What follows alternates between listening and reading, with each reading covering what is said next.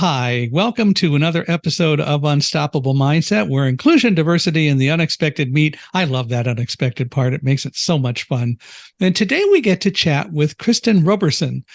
She is a certified Gallup strengths coach. We're going to learn about that. She's spent a lot of time in higher education, and now, well, she'll tell you what she does now as we get to it. And obviously has had what I would say is a fascinating life, and a life worth talking about, which is how we got her to come on Unstoppable Mindset. So, Christin, welcome to Unstoppable Mindset. We're glad you're here.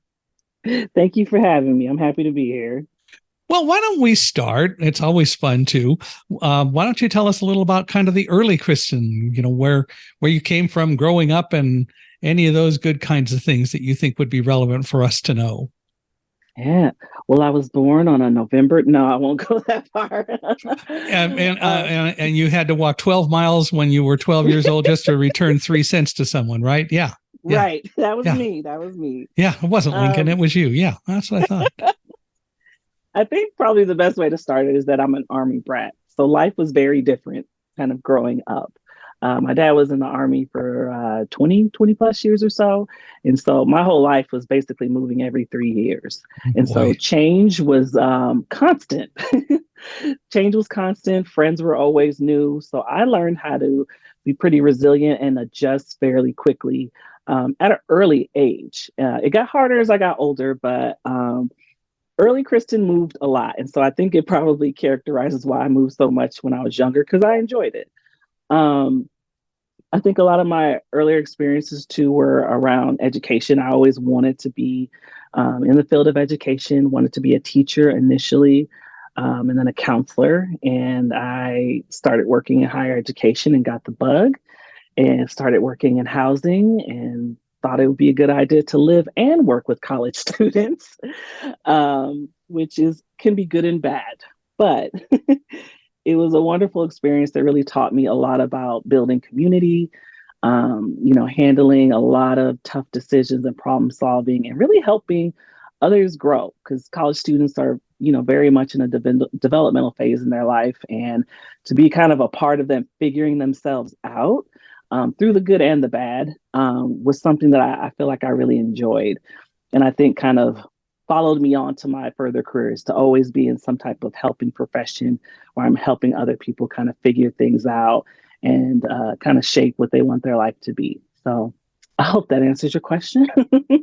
My wife was a teacher for 10 years. She loved elementary school, and she said she really loved third grade because the kids in third grade were still really developing attitudes and so on.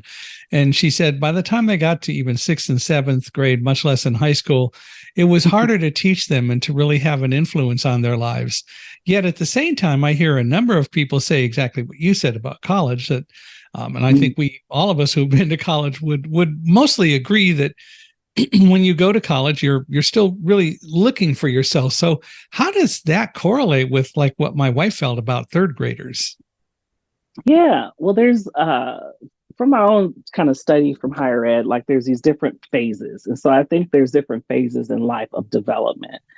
And, thinking about your wife, a lot of that development is not just kind of figuring out who you are, it's figuring out how to walk, how to do very basic foundational things.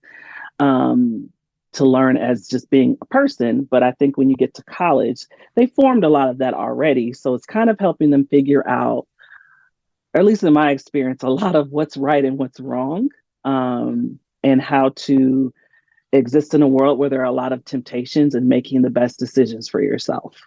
Yeah. So it's kind of some of those more moral, maybe foundational pieces that you kind of get to. You help them shape maybe some other, foundational things too, if that's something that they didn't get growing up, which was the case with a lot of students, depending on how they grew up. But a lot of times, a lot of the morality issue of just like, okay, why did you think it was a good idea to do that much drinking? And I found you on the grass outside of my building, passed out. Let's talk about making good decisions. So it helped with a lot of that. Those are a lot of the conversations. Did anybody ever say to you, though, well, I feel sorry for people who don't drink because then they get up in the morning, that's as good as they're going to feel for the rest of the day? I listen to too much Dean Martin. What can I tell you?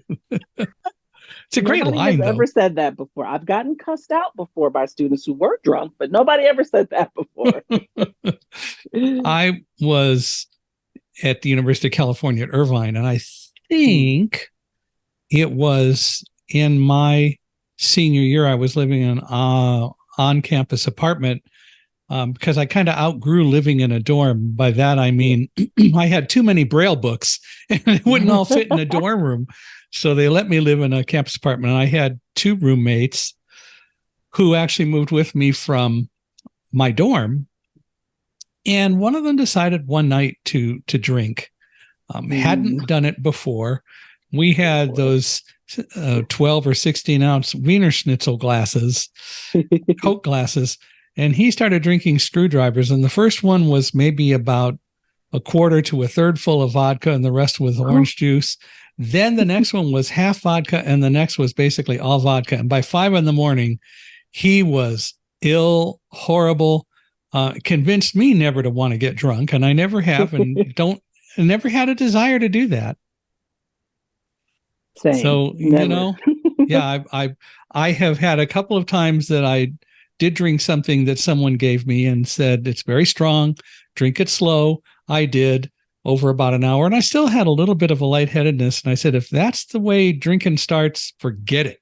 So I wasn't impaired to the point where I couldn't move around and walk and all that, but I understand what alcohol can do. And I saw it with our roommate and what happened to him. He was bad for a while. He was just not doing well in the bathroom. It was one of those horrible things. There's some caution tape over that door. well, it was all about, and you could hear, and we were all helping him. We supported him, but he was just doing a lot of throwing up to get it all out of his system, but it's no fun. Not at all. And when you're drinking a 12, 16 ounce glass of pure vodka, yeah. So that's bound to happen. Yeah, it is bound to happen. But I hear what you're saying. I think it's like anything. College offers so many opportunities to learn. And it's also a matter of being open enough to take advantage of them and really learn too, isn't it? Mm-hmm. Absolutely. So people just can grow. I really enjoyed college life. I enjoyed dorm life. And then when we moved to the apartment, which we, as I say, we had to do because I needed the space for Braille books, getting a master's in physics. Braille takes up a lot of space in physics. Yeah. But nevertheless, it was fun and still participated in campus activities. So it was very enjoyable. So you, what was your bachelor's in? My bachelor's was in psychology. The plan was to be a clinical psychologist, mainly working with young people. And then that went away when I started working in higher ed. I realized I enjoy working with college students and still got to use that psychology degree every single day. So what were you doing? What was your job in higher ed when you started? How long ago was that, by the way? Well, I probably have about 15 years of experience working in higher education. Okay. It started in housing, so in the dormitories, as most people will call it. So it was basically running a building manager of sorts. And so anything that was happening, with a building of like anywhere from 200 to 400 students packed in a building, I would oversee, the resident, the RAs and supervise them and plan programs and all that. And then most recently it was working in, what did I do? First year programs. So a lot of it was around programs and work that we were doing with incoming freshmen. So I oversaw a course, an introductory course that every freshman basically had to take, and kind of the design of it and hiring, of staff and managing it. So yeah, it was a lot of work, but it was very enjoyable to kind of see the results and the fruit of your labor, to see students growing and kind of learning from it. I started as a freshman at UC Irvine in the fall of 1968. I sure wonder, and I'm sure that there is a lot that's changed, but I just wonder how it's all changed and how the student programs go. I've had the pleasure of being invited to speak at various colleges, including at some freshman orientation programs over the past several years, and see a lot of the difference. But it certainly has to have changed a lot in well, for me now, 55 years.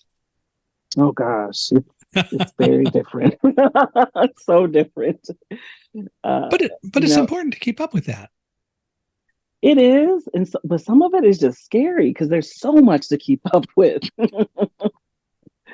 Um, but yeah, me and a friend of mine, we always kind of talk about, some of those things where we're like, did we have to deal with this when we were younger? With some of the online bullying and having to keep up with social media is so big. And we're like, we didn't have that. I didn't have a cell phone in high school. I didn't get one till I was maybe like, I don't know, a sophomore in college. So Right. my life did not revolve around social media or technology. It was like, okay, here's my phone book that has the numbers in it to call people. But it's so different now, and everything is so out there and live. Everything kind of instantly, and it's just like that is a lot.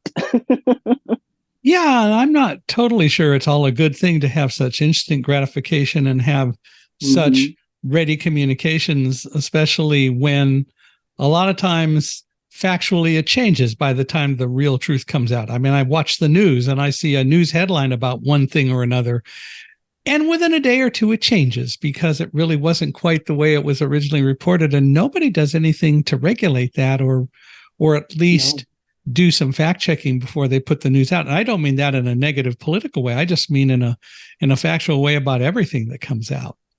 Oh my goodness, I completely agree. It's like, can we wait until we get all the information before we say that this is what happened or what they did? Yeah, um, you hear about a plane crash and you hear some things, and oh well, it changes in a day or so. Well, updated information. Well, you didn't really have information before. You had what were rumors or what one person said. And we're teaching ourselves that we got to have this information all the time, and that we don't really look at getting accurate information necessarily. It's more important just to have something, and that's crazy. Yeah, it's the breaking news, like CNN effect. Where it's breaking news, something happened. We're not sure what it is, but we're going to keep saying that for the next hour. Yeah, or two or three, right? And I remember, well, one example that comes to mind is I was here in July of 2019. I was about to go to the convention of the National Federation of the Blind. I was going to go over on a Friday. And the day before, on Thursday, we had an earthquake. And it was a pretty substantive earthquake. It was 6 point something, which, and it was on a fault that really we hadn't had much stuff on before. The epicenter was about 100 miles north and east of us. But the media came on and started talking about it. And every 5 minutes, they say the same old thing over and over again. Rather than you said it, don't keep focusing on this because you're not adding any value until you get more information. Of course, then they eventually did. Dr. Lucy Jones at Caltech came on and started discussing more about it. And that's great. But for an hour or more, they just had all of the same old stuff time and time again. It's just crazy. It is. And then a lot of times, like they're, forecasting, like I feel like, because I lived in California for a time. And so, we get an earthquake and then there would be the discussion of the big one that's coming, bigger than Northridge. It's coming and here's what it could look like. And it's like this doomsday kind of prophecy. And it's just like, okay, this happens all the time in California. We know something is coming, but do you have to talk about it now? We're still trying to recover from this one. Yeah. Yeah. And the big one, yeah, that's, well, if it comes, it comes. But, so just go ahead and continue to scare people, right? Yeah.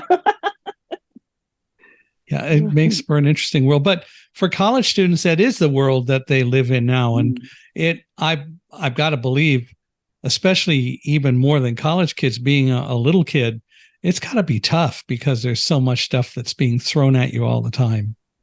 Mm-hmm. And probably a lot of parents don't know how to really filter that or deal with it.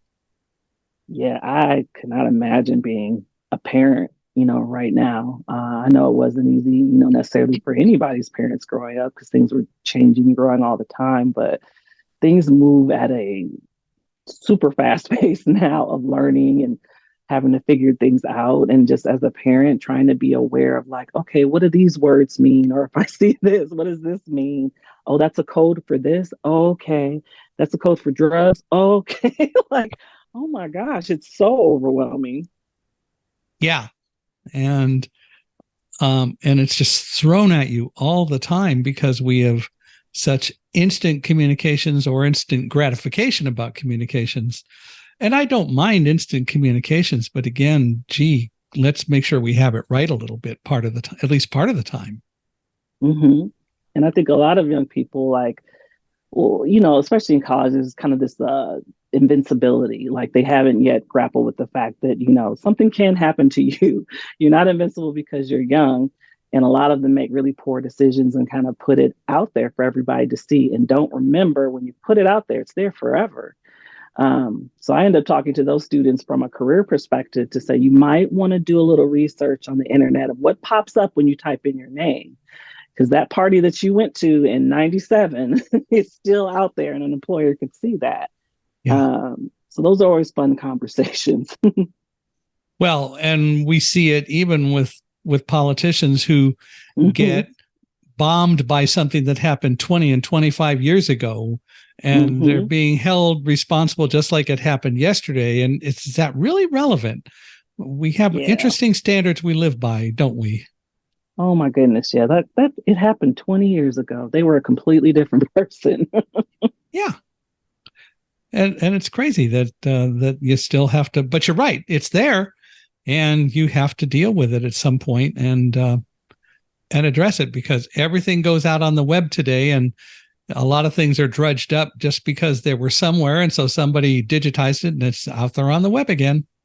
Mm-hmm. And just like, entertainment, it can blow up into something else. I could have made a statement that, oh, I don't eat burgers anymore. I'm trying to look into my health. Oh my gosh, she hates animals. She thinks that like she's this and this and that. And it's like, that's not what I said. I just said I made the personal decision not to eat, beef or something. And they can blow it up into something where it's like, that's not at all what I was trying to communicate. When I worked at Guide Dogs for the Blind one day, I went and delivered a speech and I was describing what a guide dog does as opposed to what a person does. And I've said that a guide dog doesn't lead, they guide. Their job is to make sure that we walk safely.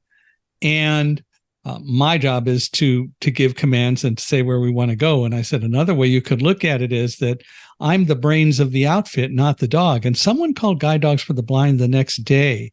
And they said, they heard about this speech that Mike Kingston gave, and he said that dogs don't have brains. Oh, my goodness.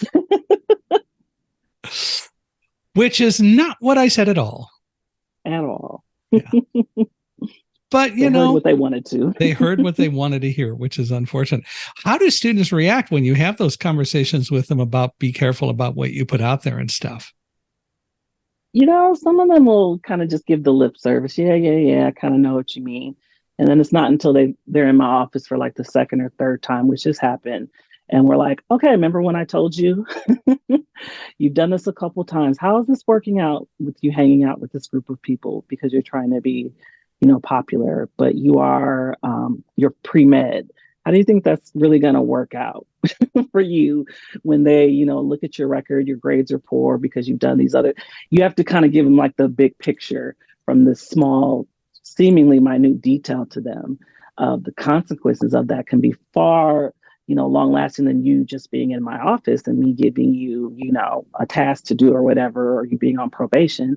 So I think that there comes like some surprise, but also there's still a lot of times the invincibility piece, like, oh, it'll be fine. Nobody cares about that. So they don't really get it until it happens. It happens. Yeah, unfortunately. Yeah.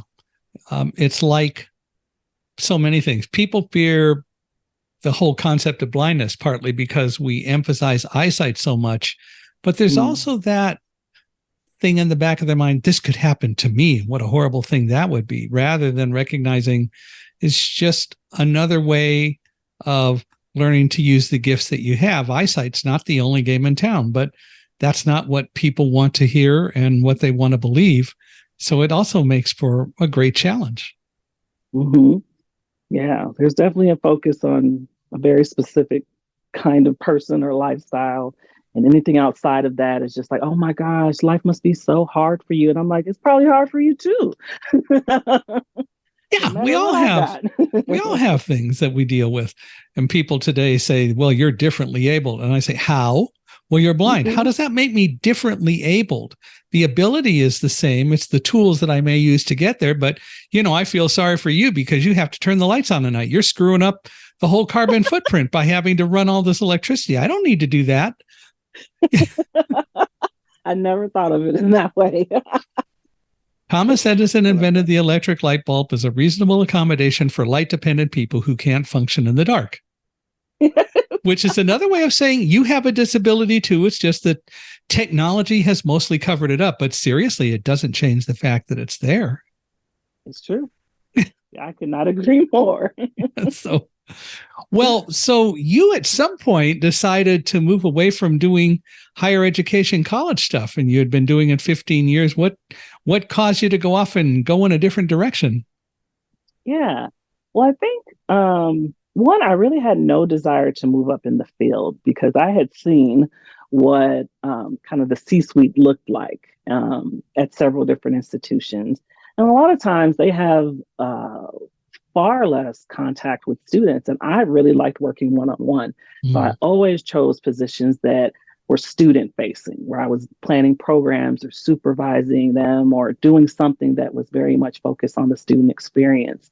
And I realized like, okay, we can stay in this kind of assistant director or coordinator position forever, or we can decide that maybe we want to try and do something else.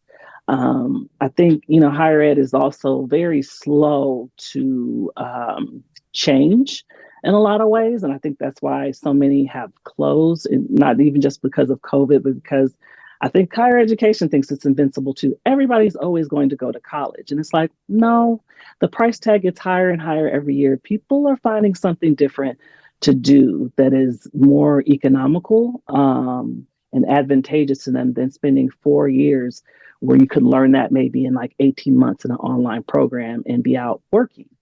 And so I think that's been a reckoning for higher ed. And so knowing that information, in addition to just a lot of the toxicity that I experienced, made it that I'm like, okay, let's look at something else. Let's look at our strengths. Let's look at what we actually enjoy about this work and how it applies to other industries.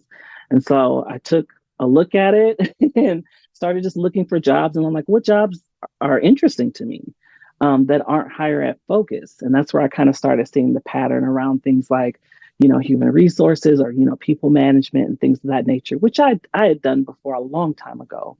But I think it was really assessing the current situation and whether it aligned with my values and what I wanted. And I discovered that it wasn't, and it was time to do something different. So what did you end up pivoting to, as you would put it, and how long ago was that? Yeah, so it actually wasn't long ago.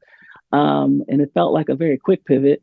So Been there, done that. Sometimes you have to. So I left my institution. I ended up taking a contract job, which was not the plan, to not have health insurance immediately.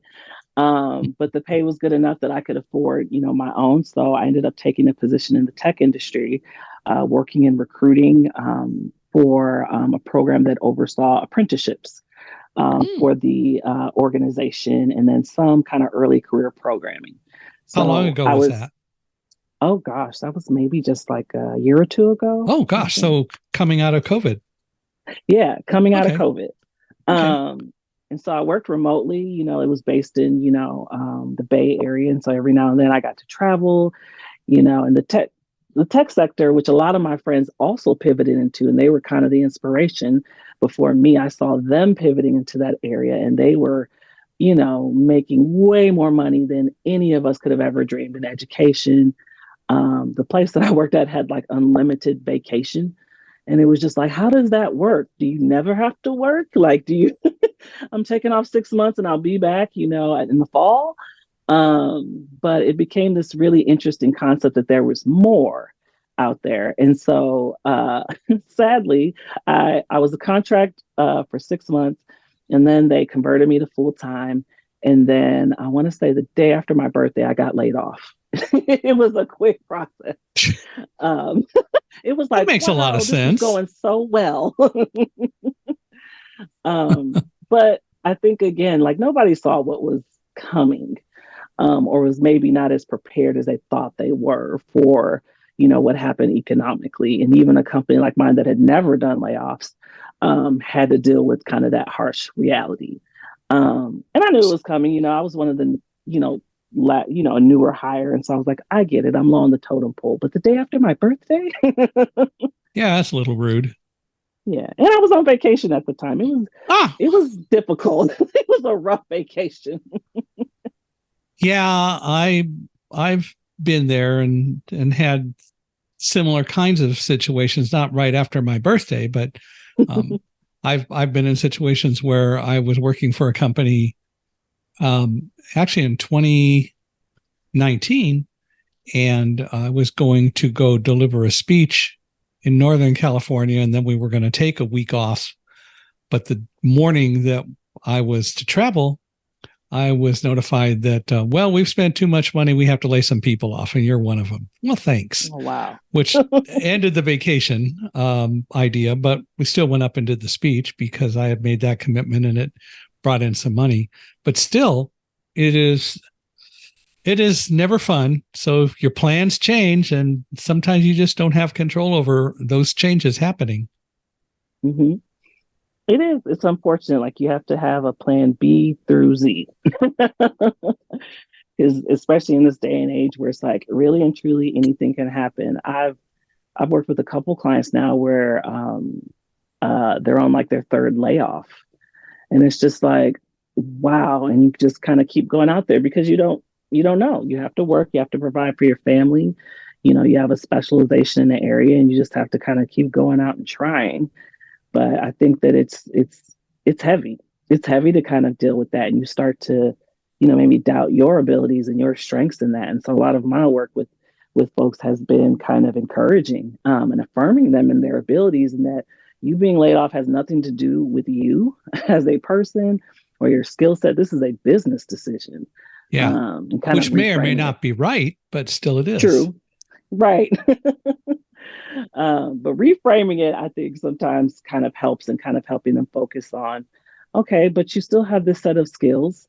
Liam Neeson style, I have a specific set of skills to do a certain thing and kind of helping them, point that in the right direction. So it happened to you, and then what did you do? Yeah. So I had already had like a lot of travel plans. So I ended up doing a lot of traveling probably because it was also basically December. So it was the Mm. holidays too. So I was traveling. So I decided I'm going to keep my travel. I'm going to still go ahead and have fun and enjoy it. And then we'll come back to the reality when the holidays are over. And so I started again, kind of looking at jobs and seeing like what is interesting to me. Do I want to go back into higher education? Because that is where, my skill set is predominant. Or do we want to give this a go into something else? Now, while I was working the job in tech, I was getting a lot of people were reaching out to me that worked in higher education, and they were like, well, how did you do that? How did you pivot? And so I started having conversations with people, and people started asking for help with their resumes and, okay, what's the interview process like? How do you negotiate? And so I started having these conversations and started kind of a very beta test of a coaching job. And so I didn't charge anything at the time. I just asked people to give me a LinkedIn recommendation if they, were happy with my work. And so after the layoff, I had an interview somewhere. It didn't, turn out the way that I hoped. And I decided, okay, all roads seem to point towards this career coaching because that is what I'm getting the most attention for. And it's something that I actually really enjoyed. So I just started fine tuning what that looked like. And okay, I need a website, I need this and this and that. And started kind of formulating what would be, the career doc. So you started your own business. I did. I did. And are Crazy. you having fun?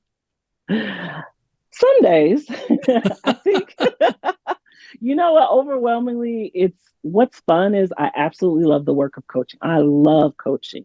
What is not so fun is a lot of the logistics around it. It's very expensive. And a lot of the advice they say, and in the beginning, is to spend as little amount, of money. But the more you do spend, the better things kind of get and the more attractive people might be to your product. And there were just some things I couldn't handle. So I think that's the part that kind of gets this isn't fun to have to, buy another thing or this rate is going up.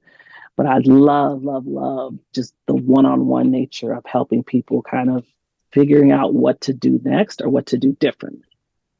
Do you get support? Do you get people to help you with some of the logistical things, the things that you don't really like to do? So do you have any kind of staff or help to do any of that? I do. Probably like in the last month or two. Good move. Yeah. Someone I actually knew from my higher ed days had a side business of basically doing administrative work. And so I reached out to her and we kind of did a trial run of sorts. And so she handles a lot of the admin stuff, kind of going through my overflowing inbox and making sure, people get rescheduled. And then I ended up hiring somebody to do marketing because marketing is everything. And I just did not have time or capacity or really a lot of the expertise to do the things that she can do. And then also I'm going to be launching a course soon on around career discovery. And I hired a course designer to help with that. And so because I realized like I can't do this on my own. Because one, it's overwhelming, but there's also people who have strengths in these areas that I don't have. And I think I need their help. Well, as you go toward doing your course and so on, I would assume you've had enough time at doing this that you realize that it's okay to charge, not overly so, but to charge a decent fee for what you do because you're worth it. Yeah. And it's difficult. Yeah. But you do have to do it. A lot of people say, well, but how do I know people will pay $1,000 for a course or something like that, or for whatever it is that I'm doing? And the reality is we mostly underrate our gifts, our abilities, and our worth. And sometimes you've got to start by not charging or not charging much to get people to come. But if they really want to continue with you, then you've got to make it really clear and get them to acknowledge you're worth it. Yeah. I think the difficult thing about that is like a lot of my population are folks that have maybe worked in education. And as someone who's worked in education, I know how much we don't make. So, right. that becomes the struggle of like, I don't want to price out, my prime audience. But you know what to do in that situation, though. And that's the point. Yeah. So, you work through some of that stuff and then you have different price points for different things and you kind of go forth. But I think I'm just now getting into that space of just like, okay, we've been doing this for a while. We've made a profit. We've had to hire some people. It might be time to kind of raise our prices. Like everybody says to do that, every kind of expert. Yeah. You're like, oh, you're charging way lower. And I'm like, well, I don't want people to not be able to do this. But the other side of that, one.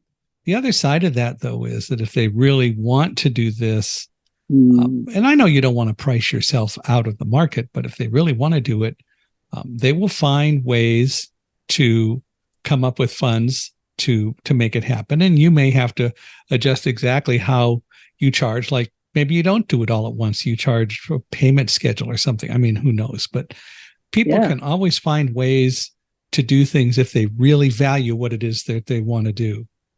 Yeah. And that honestly, what you just said is exactly what I did. I started looking into kind of those, what is it? Pay per service or, PayPal has a program paying for, installments. And so I started looking at installment payments and that helped quite a bit where you don't have to pay it all at once. Like I'll get it all at once, but then you're paying it slower. And that was something that helped. And that took research and just kind of, is that something I could do? Yeah, I could do that. And it still allows me to charge, what I think is, necessary and values me, but also allows them to have a little bit more flexibility with how long it takes them to pay for something. There's a course I needed to take a few years ago, and they wanted a bunch of money upfront. And I said, I really value the course. I want to do it. I know what I'll get out of it, but I can't pay you all that money. Can we work out a schedule? And God bless them, they did. And what normally people would pay in one lump sum of, I don't even remember what the total was, but it was significant. They let me pay it over 2 years. Oh, wow. But we had a schedule. We had it set up so that the money automatically came out. So they were confident in it, and it worked out. So there are a lot of ways to do it. If people want to make something happen, they can. And when you're willing to really help make it happen, then so much the better, because then you establish a more meaningful relationship. Yeah.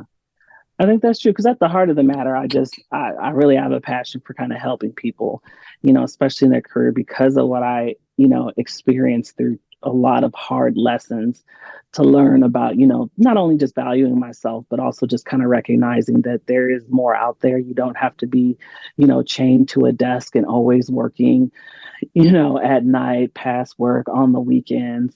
That's not really living life. And some people love that, but it wasn't for me. And it was something where it's like, I could do something different, and I want to help other people do the same too.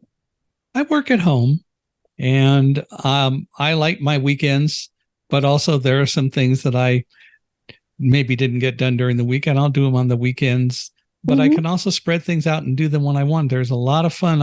I'm used to doing a lot of work at home, not necessarily going into an office, although I also value the time when I can go into an office, but still working at home is a lot of fun, and you can schedule your times. Now, my life changed because my wife of 40 years passed away this last November. So now I can be up at 5:30 in the morning without worrying about waking her up, which is a good thing. And as I tell people, though, she's monitoring me. If I misbehave, I'm going to hear about it. So, but she doesn't have to worry about waking up at 5:30 in the morning. She's going to monitor all the time anyway. So I can do that. But at the same time, if I decide I want to go to bed at 8 or 8:30, I can do that too. Yeah. Yeah, I definitely caught the stay-at-home bug during the pandemic. I was still working in education, and they sent us, home or whatever. And I was like, I think I actually thrive a little bit better being at home. I'm an introvert also, so I don't necessarily always need the interaction. And I could get it, if I wanted to, through different chats, or if we wanted to meet offline. But overwhelmingly, I was like, I think I function better being at home. And just being able to do what I need to, it was a part of what I needed to thrive. Some people, oh, you're so lazy, you don't want to go into the office. And I'm like, no, actually, it's just a preference. I didn't know it was the option we ever had. And now that we do, I don't want to let it go. And the reality is the pandemic has taught us that there's a lot of value in people being able to work in a hybrid environment and spending some of that time working at home. Yeah. And you get to use your own toilet. I'm just saying. There you go. It's just like you can make your own lunch. You can take a nap if you want to. Like, you can do things that actually make work not feel quite as daunting, by kind of like, okay, I'm going to shape what my day looks like. Yeah. And it works. And I think a lot of companies are starting to recognize that, which hopefully will lead to a little bit more common sense in terms of the whole work environment. Well, tell me about this whole concept of being a Gallup certified strengths coach. I've never heard of somebody who is certified by Gallup. Yeah. So I probably found this out. I was working in higher education, because that's where, a lot of the Clifton Strengths Assessment is administered. It was in higher education with students. And I had taken, the assessment, maybe one or two times. And then in one particular job, I worked at an online university that was connected to a larger university that was strengths based. And I was like, well, what is that? What does that mean? And so I ended up taking the assessment again. And then I got coaching from someone who was certified. And I was like, oh, wow, this makes quite a difference. And there's like 5 million different assessments. What color is your balloon?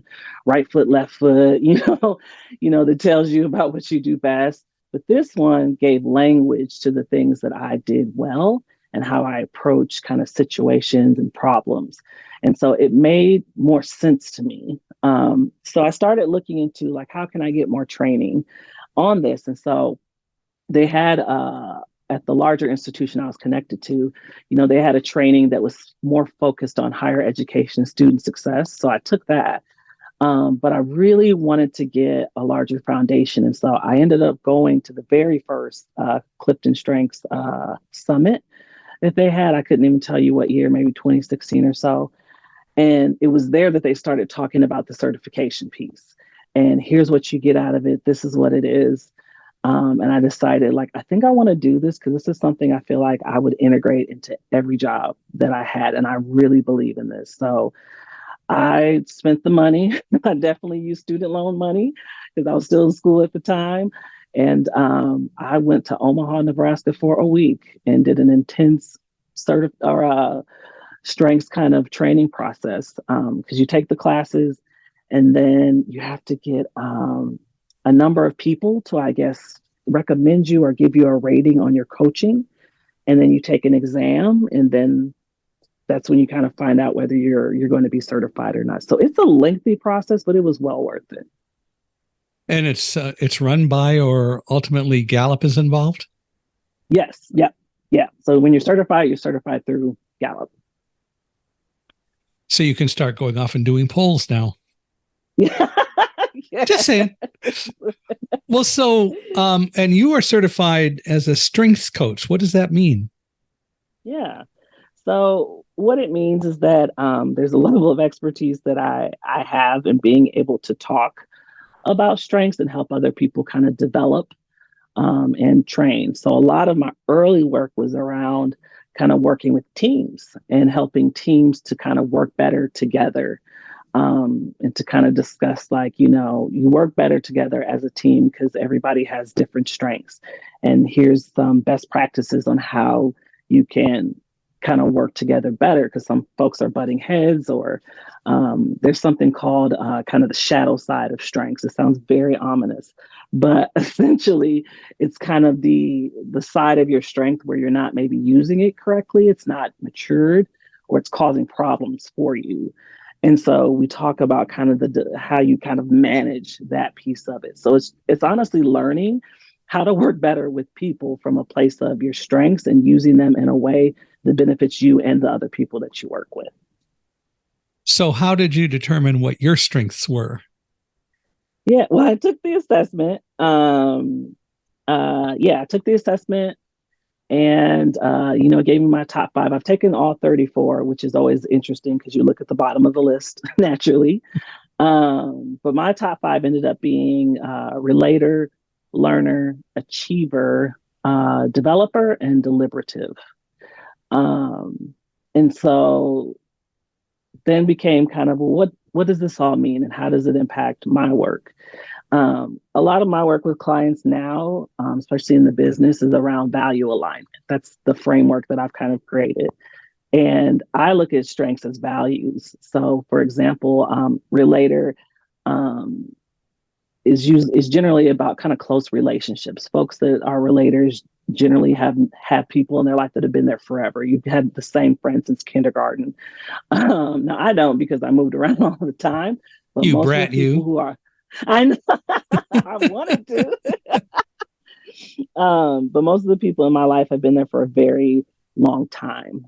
So I really value close relationships, community, like that I can be connected to. So it taught me a lot about those things, and it helped me actually figure out, even job wise, like if I'm going to work somewhere, I want to work somewhere where I can actually build community and be connected to other individuals who enjoy what they're doing. I don't want to work in like a singular space where it's me and only me, and I don't have a chance to interact with anybody. I actually want to build community. So yeah. So how do you feel you use your 5 key strengths to help support people in building their personal and professional worlds? Yeah. So it honestly starts with that relator piece, the one-on-one, because that's most of the coaching that I do now is one-on-one versus group. And so it centers around kind of building the relationship and building that place of trust. Because a lot of times people will tell you, some deeply personal things that relate to work or their personal life, because your personal life doesn't sit at the door when you go to work. Right. It comes with you and affects your work. And so, we end up kind of talking about, what is it that why did you even want to come to coaching? Why is this important to you? What do you want to get out of it? But a lot of the questions that I kind of end up asking are kind of from that learner perspective. So it's the building of the relationship through the learning about the other person. And really kind of getting to the heart of who they are and what they're really looking to do. Because some of them have maybe never been asked that question or haven't thought about it in a long time. Because, I've done the same job forever. I never thought that there'd be other options. So those two work pretty in sync. Achiever is generally focused around productivity. That's more of I call it an internal strength. There's like internal things that are more so for you versus external that are for other people, like responsibility that's usually focused on other people. So for me, it's the constant need to kind of stay busy and to always be learning and doing new things, and feeling like I'm being productive in the help that I'm giving other people. Like I'm doing things that are going to help them be successful. Developer is probably the biggest one because it's around potential. And so seeing the potential in people, places, and things. And so that's a lot of the work. That's probably the most utilized strength because people really can't always see some of the things that everybody else knows about them. And being a stranger that I generally am to a lot of people, and after a couple conversations, you look at their resume, you gather some information, and you start saying some of these things. They're like, yeah, that is me. Yeah, I never thought about that. So being able to just point out the potential that people have to do something different, or differently, I'll say, has been huge. Yeah. Well, so there's a fifth one. go ahead. I'll say that later. Oh, go ahead. The last one is just deliberative, and that's generally circled around decision making. So it's a lot of pros and cons, which is a lot of what I do with clients. We weigh the pros and cons. Okay, if you stay at your job another year, if you do something as like a side role, if you decide to leave, and just trying to help them make the best decision possible. What are some of the common challenges and misconceptions that people have about their own strengths? Yeah. One, they don't always feel like they have them. The things that they do so naturally, they never really thought of as strengths. So I always use kind of the example around like math. And I'll do like a raise your hand if you really love math. And it came very easy to you, in school. And there'll be a couple people that I raise their hands. And then who struggled with math and you never liked it? And that was me raising my hand as well. And, when you talk to both groups, you kind of get a sense of, oh, well, this particular, I didn't think that was a strength. I just like numbers. And it's like, that's a strength of yours. That's an ability to be probably analytical, one of the strengths. And you maybe just never thought of it in that way, but that's maybe how your brain functions. So if you are approaching, a problem, you might do it from an analytical perspective versus something that's more around, well, how are the people? Versus someone who's going to ask, like, can I see, the strategic plan for the company that will give me the insight that I kind of want a little bit more. And so I think a lot of people don't consider the things they do naturally as strengths. I think that they, when they get their top five,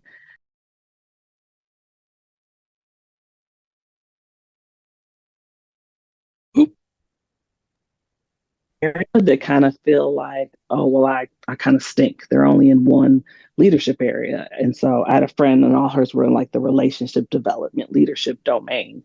And she was like, well, this stinks. And I said, no, it doesn't. You are the heart of this team. You can always tell me what's going on with everybody. I don't always see it because I'm rushing and I'm doing supervisory things and I might miss it. But she will be the one to be like, Christin, you really need to check in with so-and-so because they're going through this. She was the heart. And I really had to talk to her about seeing that, as a strength, but also not feeling like just because you don't have one in every leadership domain doesn't mean like you're you're not okay or that you won't do well. It simply means that your strengths are very concentrated in one area and it's something that you do well.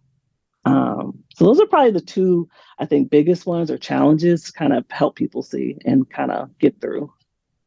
Do you encourage people to take time at the end of the day or at some time during the day to just stop and chill and maybe do a little bit of introspection and so on, and to think about what's going on in their lives? Because we're so much on the go all the time, as we've talked about so often already on this episode. Mm-hmm. Yeah. And I think that's kind of what happens in a lot of my conversations with them is that's kind of what we end up doing. They start thinking about things that they had never really, considered before, or, oh, okay, it's a lot of the aha light bulb moment of them figuring out that's why I do that particular thing, or that's maybe why I'm struggling with this job so much is because it's actually not aligned with my strengths and the things that I really value.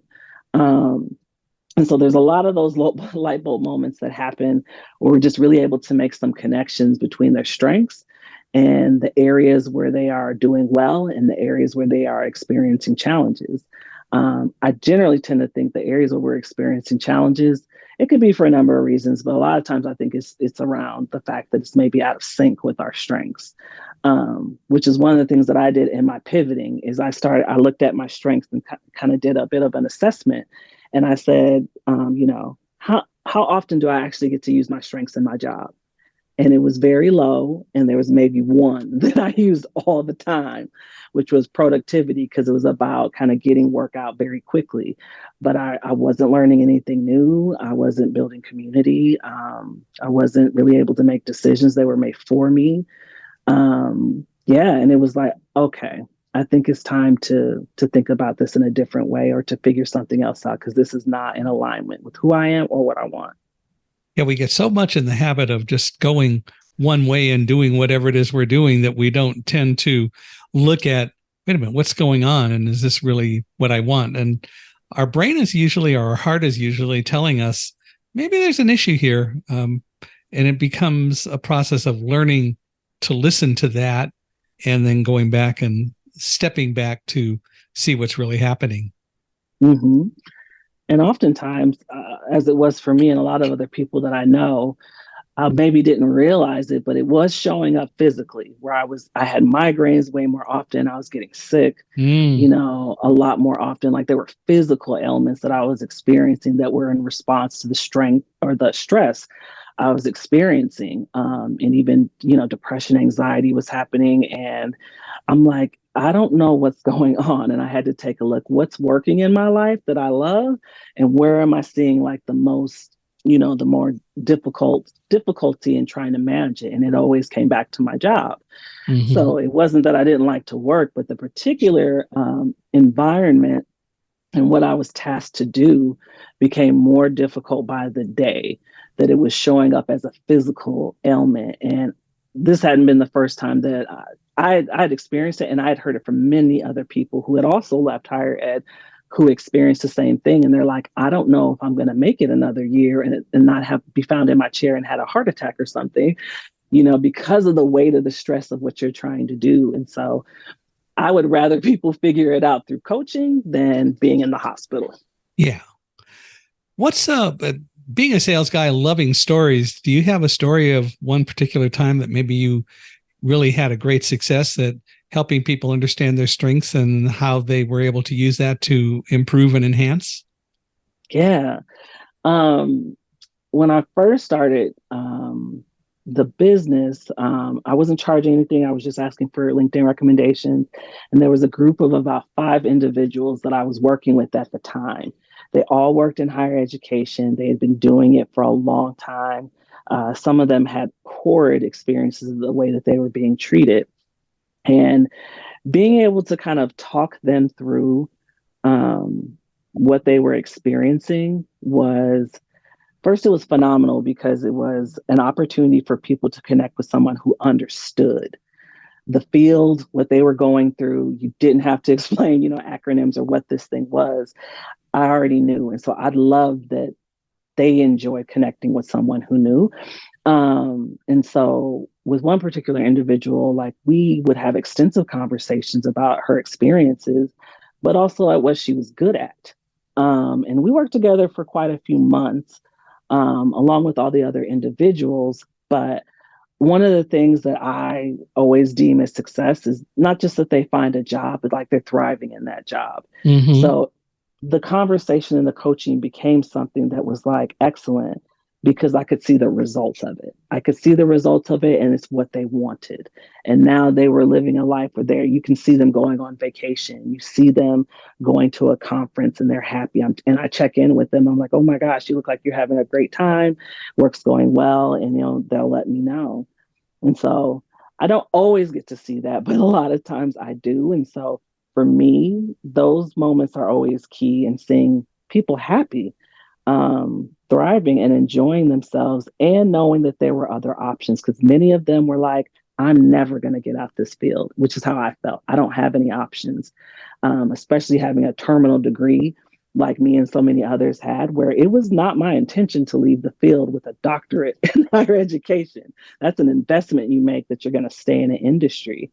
So talking to other individuals who felt the same way with their degrees and giving them hope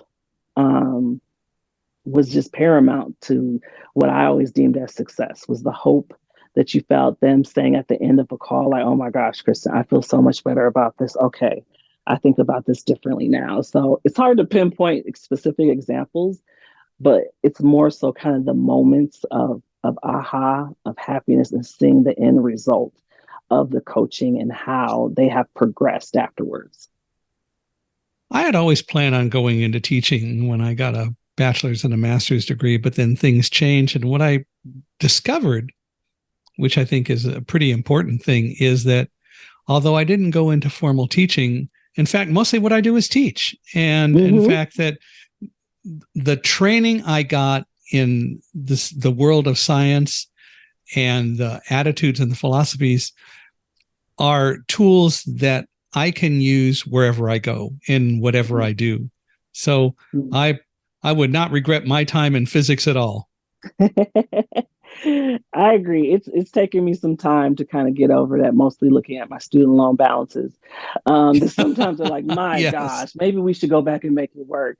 But when I remember what that life was like, and that yes, I have this degree, but ultimately this degree led me to know about strengths. Right. And to be certified and to meet, other people who were interested in it and folks that I've now known forever.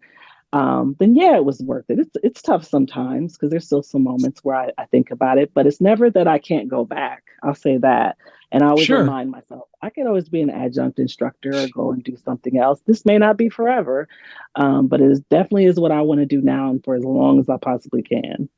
So, you pivoted, you went from one kind of career in a sense to another, although I'm not sure that totally they're different. The environment's different, but what you're doing to a great degree is the same. What kind of advice would you give to other people who may be thinking about or who ought to think about looking at an alternative to what they're doing today? Yeah. And I'm totally not sponsored by Simon Sinek, but start with why. That is one of like 5 books I recommend to people who are thinking about it, is to start with why. That's probably the most important book to me outside of Pivot by Jenny Blake. And it's basically starting with, well, why do you want to do this? Why do you feel like you need to do this? And there's not any right or wrong answers. A lot of mine were, yeah, I want to be happy. I want to be fulfilled. I'd also like to buy a house someday, and I can't do that on my salary. I can't pay off the debt, from student loans on this salary. Can't necessarily live the way that I want to. And I had hoped with the investment that I made in my, particular education. And so a lot of that is just asking why. Not just why you wanted to do coaching, but why are you thinking about changing fields? I think beyond that, it's also just like doing the research into the job.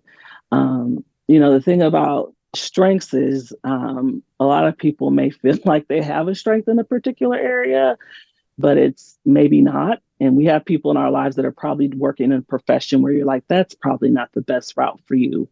You're you have strengths in other areas, but this isn't it.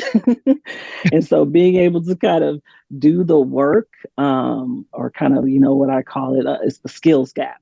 What am I missing? So doing the research, discovering what actually are my skills, not just my top 5 strengths that are a great foundation, a great place to start, but like, what else am I really good at? How do I, extend this?